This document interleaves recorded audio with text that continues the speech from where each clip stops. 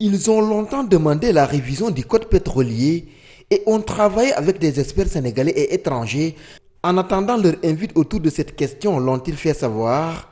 Mais grande a été leur surprise de voir que ce code pétrolier est en train d'être conçu sans eux.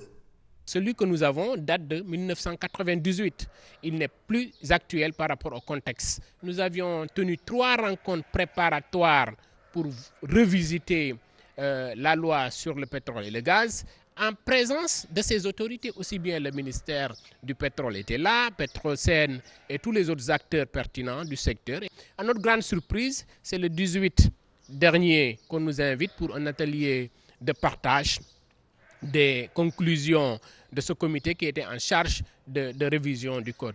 Nous n'avons pas pris part à cet atelier de partage parce que nous considérions qu'en tant qu'acteurs de ce secteur-là, nous devrions être associés dans le processus de révision du code pétrolier. Les acteurs ont été conviés à la va-vite 2 jours avant, sans disposer du texte du projet de code pour en discuter. Donc dans ces conditions-là, à ce jour, ces acteurs de la société civile soupçonnent des manœuvres des autorités étatiques.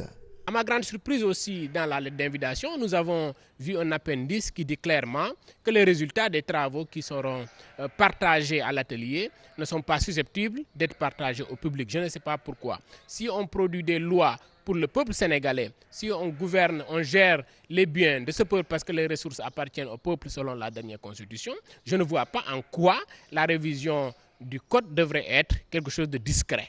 Donc cela pose problème à notre égard. Pour une meilleure prise en charge de ces préoccupations de l'heure, ils attendent des autorités une étude sérieuse et inclusive avec l'ensemble des acteurs avant que ce code soit envoyé à l'Assemblée nationale.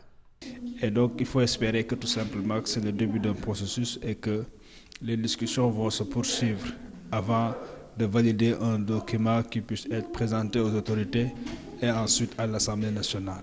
Compte tenu de son expertise dans ce domaine, la société civile attend son implication sérieuse sur la révision de ce code pétrolier.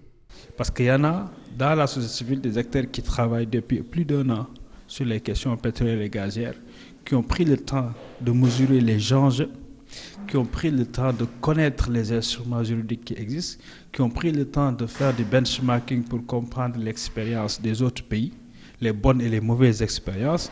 Et donc, c'est des acteurs qui sont préparés pour contribuer véritablement. Et donc, il ne faut pas que dire que l'État a le monopole du savoir dans le domaine. Ce n'est pas le cas. Les ressources appartiennent au peuple.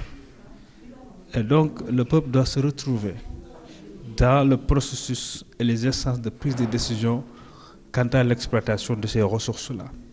Et donc, il faut une consultation large de ce peuple. Et on ne peut pas faire une consultation large sans impliquer et donner une place prépondérante à la société civile qui porte la voix de ces peuples-là.